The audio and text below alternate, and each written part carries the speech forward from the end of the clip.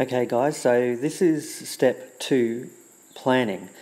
Very, very important step in the process. If you don't get some of your planning right, you'll probably find that not only will your design not work very well, but it'll probably take a lot longer and be a lot messier.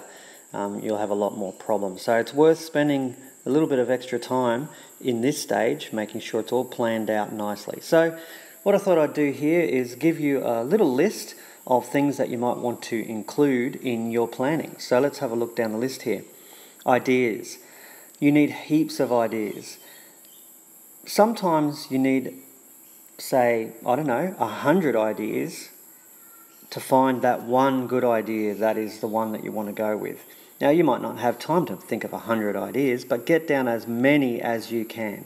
So whether that's on an iPad or a computer or on a piece of paper or whatever, big bit of butcher's paper, just write down as many ideas as you can.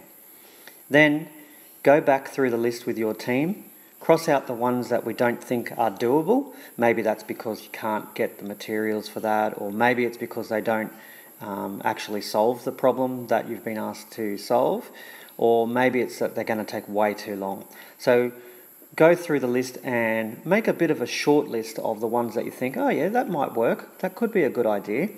Then have a look at the short list and then pick from there the one that you're going to do. I reckon it's a good idea too to have a backup idea just in case the one that you choose doesn't work out. Next, drawings. Really, really important, because these are the things that you go back to check that what you're actually making is what you thought you were going to make. Now, they don't need to be, super accurate and architectural. All they need to be is really quick sketches. It really helps if you label things and put ideas on there like how long something's going to be. So if it's going to be 20 centimetres, then write that on there with some little arrows showing from where to where is 20 centimetres.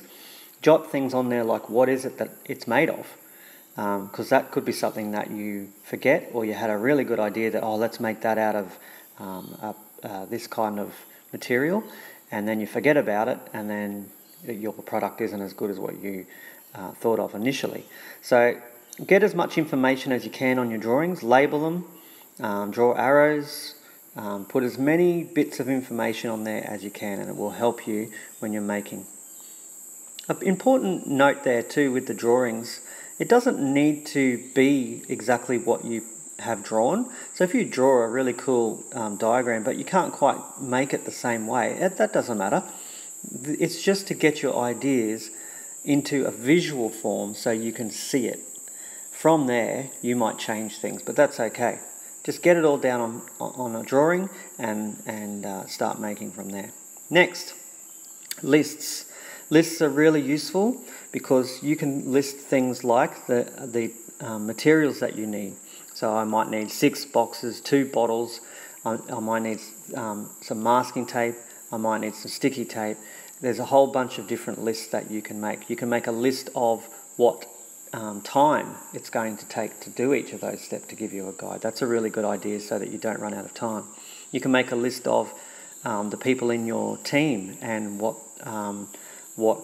materials they're going to bring in, or what part of the job they're in charge of.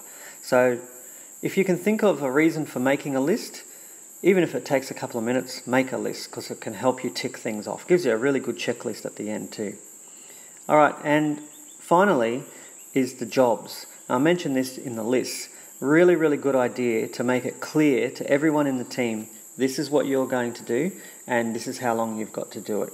That way, nobody's sitting around doing nothing and feeling left out, and we don't have 2 or 3 people working on a one-person job, and that will waste a lot of time. Instead of that, you could have those other 2 people working on something else. So have a think about who's going to do what, and some things you'll need all of you working on it at the same time. Other parts you might just need 1 or 2 people working on it. So have a think about that. Make it clear so everybody knows what job they have to do, and that will help you plan your project.